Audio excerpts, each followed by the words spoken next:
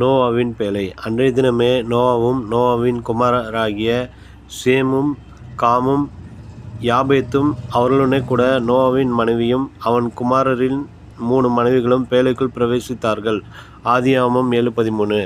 நீங்கள் புதிய வருடத்தில் கர்த்தருடைய கிருபைக்குள் பிரவேசித்திருக்கிறீர்கள்.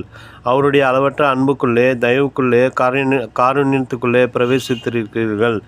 கிறிஸ்துவுக்குள் வாழும் உங்களை கர்த்தர் நிச்சயமாகவே கண்மணி போல பாதுகாத்து உயர்த்தருளுவார்.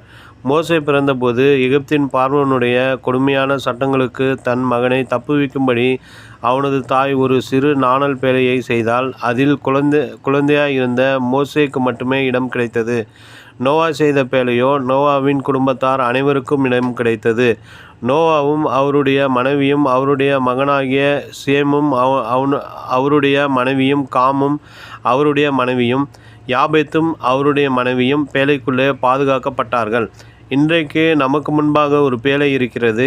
அது இயேசு என்கிற ஜீவனுள்ள பேழை. அதிலே ஒருவருக்கோ 8 பேருக்கோ மட்டுமல்ல, அவருடைய நாமத்தை விசுவாசித்து அவரை ஏற்றுக்கொள்கிற அத்தனை பேருக்கும் இடம் உண்டு. இன்றைக்கும் அந்த பேழையின் வாசல் திறந்திருக்கிறது.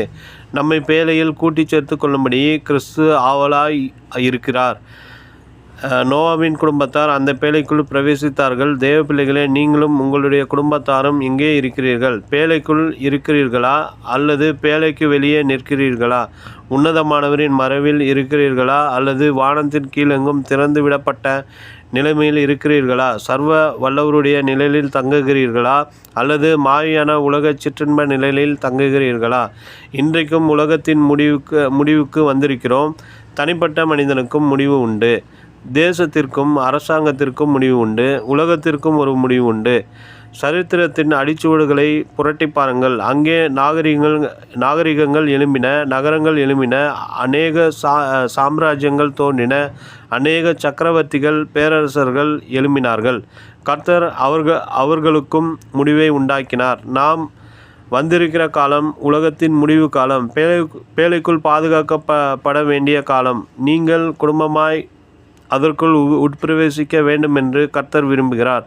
நோவாவின் காலத்திலே உலகத்தை ஜலப்பிரளயத்தினால் அழித்த ஆண்டவர் இந்த உலகத்தை அக்கினிக்கு இரையாக வைத்திருக்கிறார்.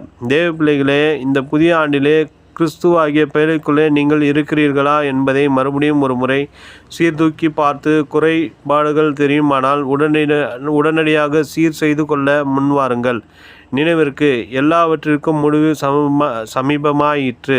ஆகையால் தெளிந்த புத்தியுள்ளவர்களாயிருந்து ஜெபம் பண்ணுவதற்கு ஜாக்கிரதையுள்ளவர்களாயிருங்கள். 1 பேதுரு